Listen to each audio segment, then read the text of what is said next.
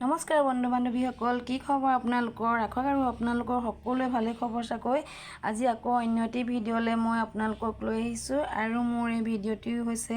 মোৰ দুপৰীয়া ভাত সাজ মই কেনেকৈ সজাই লৈছোঁ আৰু আপোনালোকক অকণমান দেখুৱাম বুলি ভাবিলোঁ। এয়া হৈছে মোৰ দুপৰীয়া ভাতৰ কাঁহীখন আৰু ইয়াতে মই লৈছোঁ ভাত আৰু এটুকুৰা নেমু টেঙা আৰু এটা কেঁচা জলকীয়া আৰু এইফালে লৈছোঁ এটুকুৰা আম আৰু এইফালে লৈছোঁ 3 পিচ পটল ফ্ৰাই কৰি ল'লোঁ আৰু এইফালে মচুৰ দালি আৰু ঢেকীয়া আৰু কঁঠাল গুটি দি দাইল বনাই ল'লোঁ আৰু এইফালে হৈছে হাঁহৰ মাংস কল পচলা ৰঙালাও দি অকণমান ভাজি বনাই ল'লোঁ আৰু এইফালে অকণমান খৰিচা টেঙা লৈ লৈছোঁ মই। আজি মোৰ দুপৰীয়া ভাত সাজ মই এনেদৰে খাম আৰু যদি মোৰ ভিডিঅ'টো আপোনালোকে চাই ভাল পায় লাইক কমেণ্ট শ্বেয়াৰ কৰিব লগতে ছাবস্ক্ৰাইব কৰিবলৈ নেপাহৰিব আৰু আজিলৈ